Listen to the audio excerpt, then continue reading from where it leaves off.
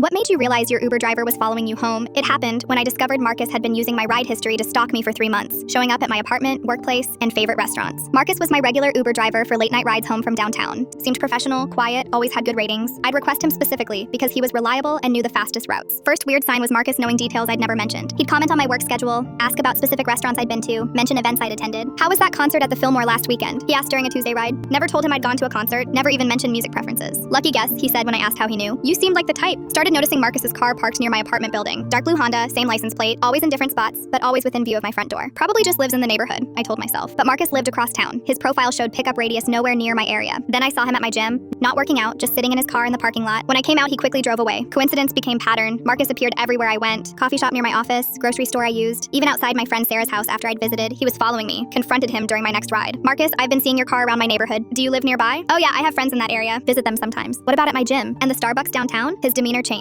Got defensive, started deflecting. I drive all over the city. Coincidences happen. But these weren't coincidences. Marcus was using my ride history to track my patterns, then showing up at my regular locations. I stopped requesting Marcus and started using different drivers. Problem should have ended there. It didn't. Marcus kept appearing. Same parking spots near my building. Same lurking at my regular places. Now he wasn't even getting paid to be near me. This was pure stalking. Decided to test my theory. Told my roommate I was going to a specific restaurant I'd never been to before. Took a different Uber driver there. Marcus's car was parked across the street when I arrived. He was definitely tracking me beyond just ride history. Either following my new Uber rides or using some other method to monitor my location. Called Uber customer service immediately. Reported Marcus for stalking and inappropriate behavior. We take these concerns seriously, the rep said. We'll investigate immediately. They suspended Marcus pending investigation, but stalking continued. Marcus started showing up at my workplace. Security cameras caught him sitting in his car for hours, watching the building entrance. My boss noticed. There's a guy who keeps parking outside. Says he's waiting for someone, but it's been 3 days. Filed police report for stalking and harassment. Detective Rodriguez took it seriously once I showed evidence of Marcus appearing at multiple locations over months. This is classic stalking behavior. He's using his access as your driver to learn your routines. Police investigation revealed Marcus had been stalking multiple female passengers. His phone contained photos of women he'd driven, their addresses, workplace locations, daily schedules. He'd built detailed profiles of at least 12 women. Photos of their homes, cars, regular activities, full surveillance operation. Some women had reported seeing him around their neighborhoods, but hadn't connected it to their Uber driver. Marcus was arrested for stalking, harassment, and voyeurism. Police found cameras in his car that he'd been using to record passengers without consent. Uber terminated his account immediately and cooperated with police investigation. They also implemented new safety protocols for monitoring driver behavior. Marcus was convicted on multiple stalking charges,